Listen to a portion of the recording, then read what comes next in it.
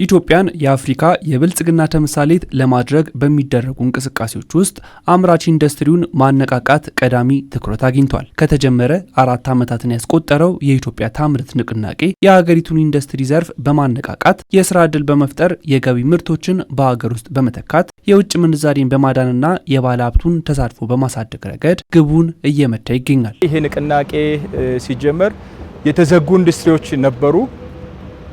የማምረት አቅማቸው እየተዳከመ ያሉበት ኢንዱስትሪ ነው የነበረው። ይሄ ንቅናቄ ችግር ለይቶ መፍታት ከጀመረ በኋላ እስካሁን ወደ 917 የሚጠጉ ኢንዱስትሪዎች ተከፍተው ወደ ምርት ገብተዋል ማለት ነው። በፊት በተለያየ ሁኔታ ተዘግተው የነበሩ የኢትዮጵያ ታምርት ንቅናቄ መዋቅራዊ ሽግግር በማድረግ ለሀገር በቀል ኢንዱስትሪዎች ጠንካራ መሰረት እንደጣለም ነው የሚነሳው። የሀገር ውስጥ አምራች ኢንዱስትሪዎች እንዲጠናከሩ በኢንቨስትመንት ዘርፉ የተደረጉ ማሻሻያዎች የገበያ ትስስሮችን ጨምሮ በርካታ ለውጥ መመዝገባቸውን ቀጥለዋል። ማበረታችና እንደዚህ ድጋፍ ያለው አልነበረም። ከዚች ከ5 ከ6 ዓመት በኋላ በጣም አበረታችና ኢንዱስትሪ ላይ ያለው ድጋፍ እጅግ ትንሽ ፍንጭ የሚያሳይና ደስ የሚያሰኝ ነው። ኢንቨስትመንት ላይ ሲገባ የተለያዩ ከቀረጥ ነፃ ግብአቶች ማስገባት ችለናል። እስካሁንም ከቀረጥ ነፃ ነው የምናስገባው።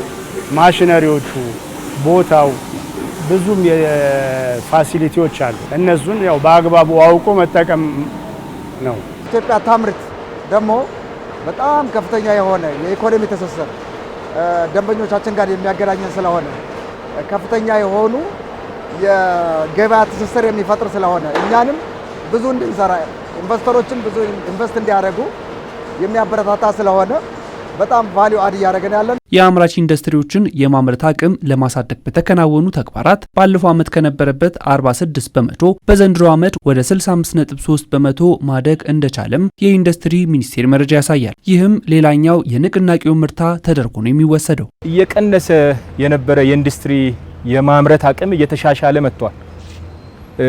ንቅናቄው ሲጀመር በተለይ ዝቅተኛ የሚባል ወደ 46% ላይ ነው የነበረው። አሁን ላይ የአምራች ኢንዱስትሪ የማምረት አቅሙን ስናይ እየተሻሻለ ወደ 65.3% ላይ ደርሷል። ይሄ ትልቅ እድል ነው ማለት ነው። ስለዚህ የኢንዱስትሪ ምርታማነት፣ የኢንዱስትሪ ተወዳዳሪነት እየተሻሻለ የመጣበት ሁኔታ መኖሩን ነው የሚያመለክተው። ኢትዮጵያ ታምርት የሚለው ፕሮጀክት ወይም ፊሎሶፊ ወይም ማነቃቃት ለኛ ትልቅ ኢነርጂ ነው። ብዙ እንድንሰራ ኢንቨስተሮችን ብዙ ኢንቨስት እንዲያደርጉ ከፍተኛ መንገድ እየፈጠረ ያለ ነገር ነው። በየዓመቱ የሚካሄዱ የኢትዮጵያ ታምርት ንቅናቄ ኤክስፖዎችም ምቹ የገበያ ዕድል ከመፍጠር ባሻገር የእርስ በርስ ትስስር በመፍጠር ረገድ ውጤታማ ሆነዋል።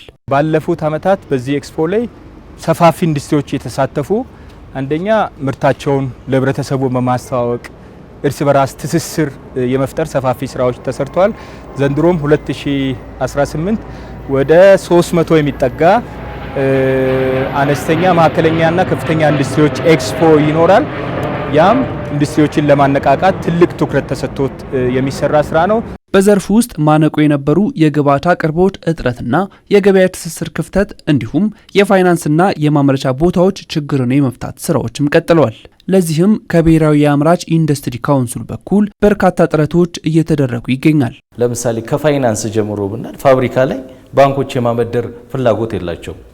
የመክፈል አቅማችን ትንሽ ሰፋ ይላል። በአንድ ጊዜ ኢምፖርት አድርገን ሸጠን ምንከፍላቸው አይደለም።